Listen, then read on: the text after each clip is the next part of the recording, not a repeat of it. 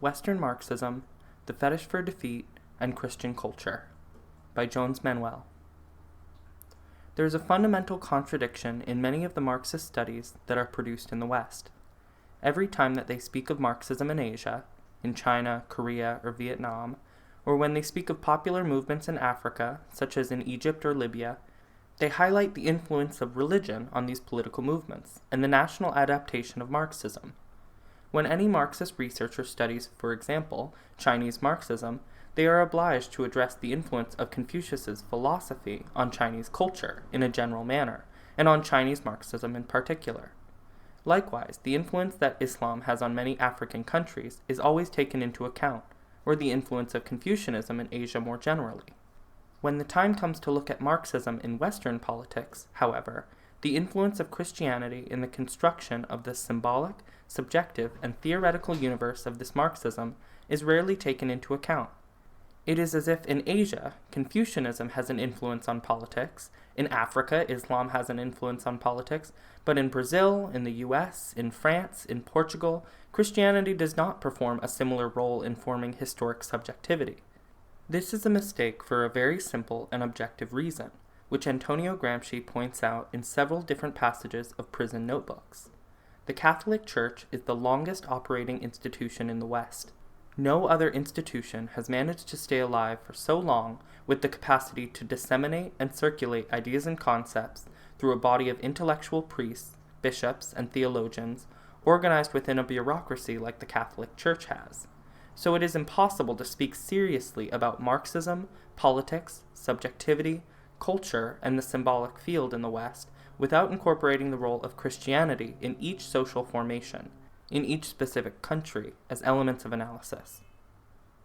I believe it is impossible to understand the phenomenon that is poorly described as populism, a term which I do not use, of this relationship of the popular classes with people like Lula, Getulio Vargas, Miguel Arias, Brizola, Perón, Velasco Ibarra, and Hugo Chavez, without understanding the basic configurations of the Catholic relationship between devotees and saints. Obviously, this is not the only explanation, but there is a symbolic element in the political structure of this relationship. I have been thinking about this for a long time. It is not my idea. Domenico Lacerdo and Roland Bohr have written about how the fetish for defeat is one of the fundamental characteristics of Western Marxism, and how this is a misunderstood derivative of Christian culture. First, let us discuss a large tendency in Western Marxism. According to Perry Anderson, there is a separation between Western and Eastern Marxism, and Western Marxism is basically a kind of Marxism which has, as a key characteristic, never exercised political power. It is a Marxism that has, more and more frequently, concerned itself with philosophical and aesthetic issues. It has pulled back, for example, from criticism of political economy and the problem of the conquest of political power. More and more, it has taken a historic distance from the concrete experiences of socialist transition in the Soviet Union, China, Vietnam, Cuba, and so forth. This Western Marxism considers itself to be superior to Eastern Marxism because it hasn't tarnished Marxism by transforming it into an ideology of the state, like, for example, Soviet Marxism, and it has never been authoritarian, totalitarian, or violent. This Marxism preserves the purity of theory to the detriment of the fact that it has never produced a revolution anywhere on the face of the earth. This is a very important point. Wherever a victorious socialist revolution has taken place in the West, like Cuba, it is much more closely associated with the so-called Eastern Marxism than with this Western Marxism, produced in Western Europe, the United States, Canada, and parts of South America. This Marxism is proud of its purity, and this is the first elemental characteristic that derives from Christianity. Gramsci shows that one of the main historical concerns of the Catholic Church has been to control the reading and the diffusion of Christianity, blocking the rise and spread of popular, autonomous, and base-level interpretations, and thereby saving the purity of the historic doctrine. Therefore, the Catholic Church can say that Christianity is love, equality, loving thy neighbor, compassion, and nonviolence, despite the fact that it has been a fundamental weapon in the legitimization of slavery, the Crusades, and colonialism, and despite the coziness of various elements of the Catholic Church with Nazi fascism and the military dictatorships. There is a constant throughout the entire history of Christianity, which is that these elements don't corrupt the doctrine. They are either false expressions of Christianity, or they are facts, like potatoes in a sack, that have no theoretical, political, or most importantly, theological meaning. So the fact that history denies the affirmation that Christianity is based on compassion and peace does not change or challenge the doctrine. Many Marxists act the same way. Their biggest worry is the purity of the doctrine. Every time that historical facts challenge the doctrine or show the complexity of the practical operationality of elements of the theory, they deny that these elements are part of the story of Marxist theory and doctrine. This is, for example, what doctrines of betrayal are built on. Every movement that appears to stray a bit from these pure models that were created a priori is explained through the concept of betrayal, or is explained as state capitalism. Therefore, nothing is socialism and everything is state capitalism. Nothing is socialist transition and everything is state capitalism. The revolution is only a revolution during that glorious moment of taking political power. Revolution is always a political process which has two moments: a moment of destruction of the old capitalist order and taking power, and a moment of building a new order. Starting from the moment of building a new social order, it's over. The contradictions, the problems, the failures, the mistakes, sometimes even the crimes, mainly happen during this moment of building the new order. So when the time comes to evaluate the building of a new social order, which is where apparently the practice always appears to stray from the purity of theory, the specific appears corrupted in the face of the universal. It is at this point that the idea of betrayal is evoked, that the idea of counter-revolution is evoked, and that the idea of state capitalism appears in order to preserve the purity of theory. A great example of this was when the Soviet Union entered its process of terminal crisis.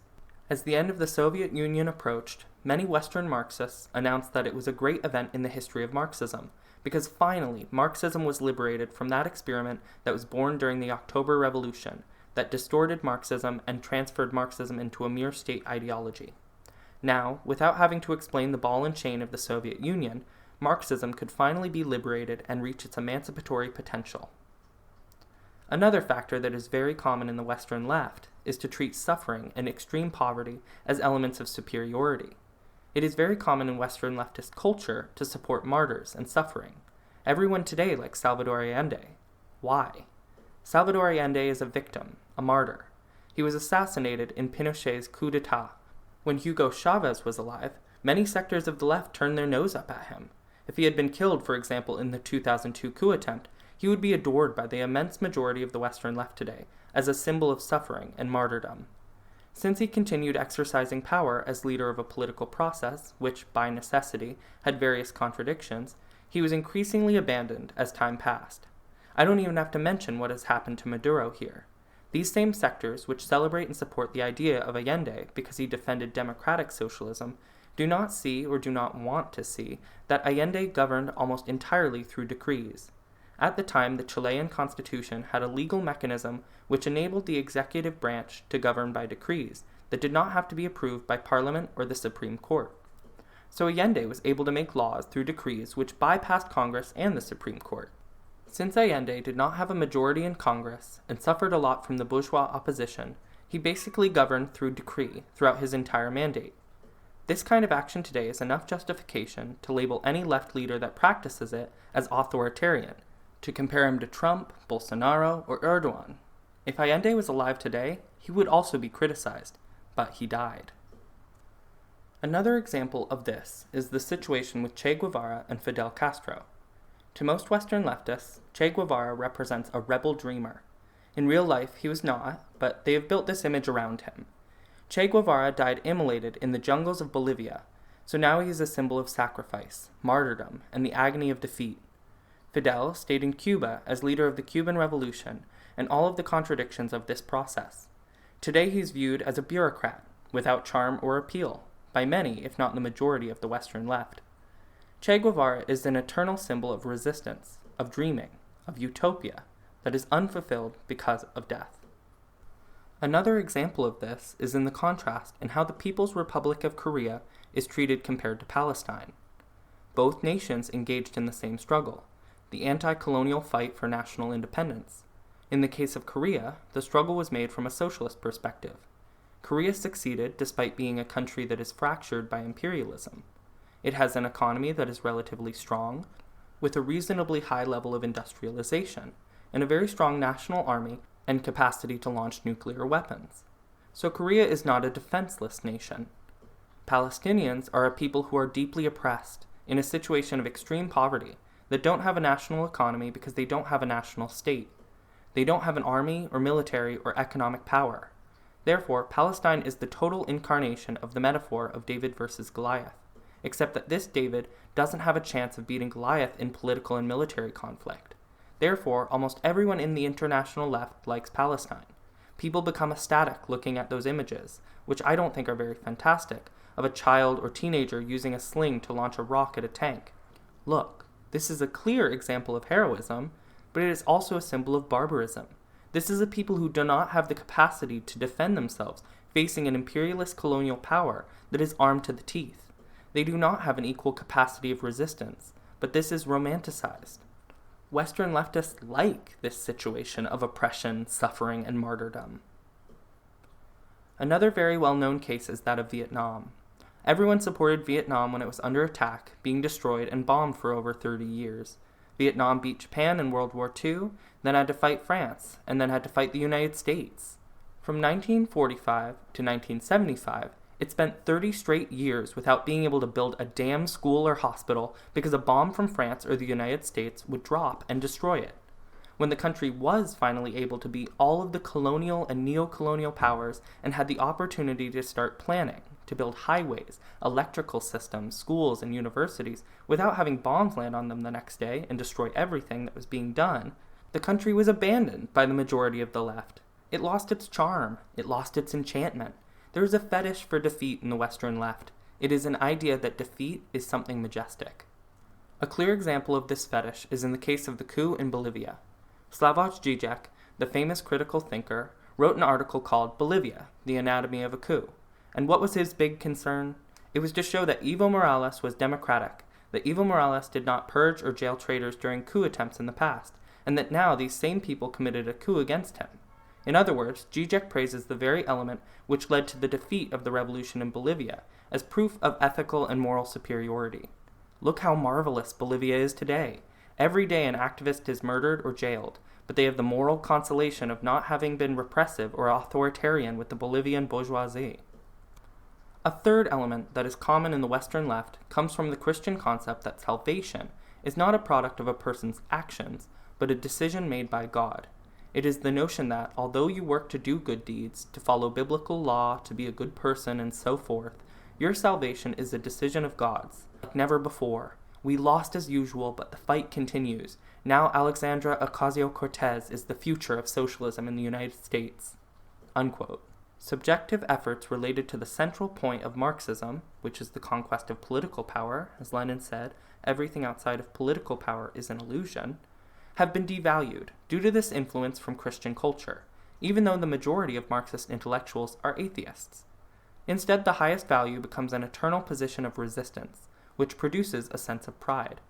When Bernie Sanders lost the Democratic primary for the second time, a renowned Marxist professor at the University of Sao Paulo posted on Facebook, quote, "We fought like never before. We lost as usual, but the fight continues.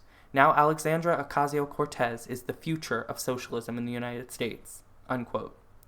The Marxist logic of thinking of all political conflicts in terms of strategy, tactics, coalition politics, programs, of critically analyzing mistakes to avoid making them again, of hitting the enemy from a political or even military standpoint in order to take power, has simply vanished, replaced by an eternal movement of resistance, as if it were proof of divine grace. The very logic that should be the essence of politics, which is the logic of strategy, is devalued as resistance becomes an end in itself. Together, the three elements that I just described create a kind of narcissistic orgasm of defeat and purity.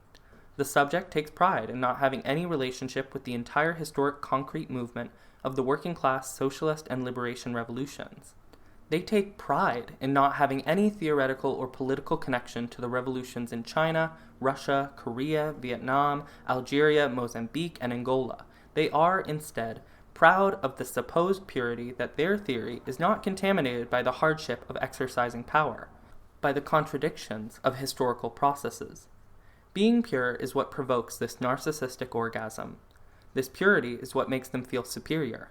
It makes them feel that they have a privileged moral and ethical standpoint compared to the other leftists who, for example, recognize the Chinese or Cuban or Korean revolutions and therefore accept authoritarianism and accept an economy that is not based on the total realization of self-management.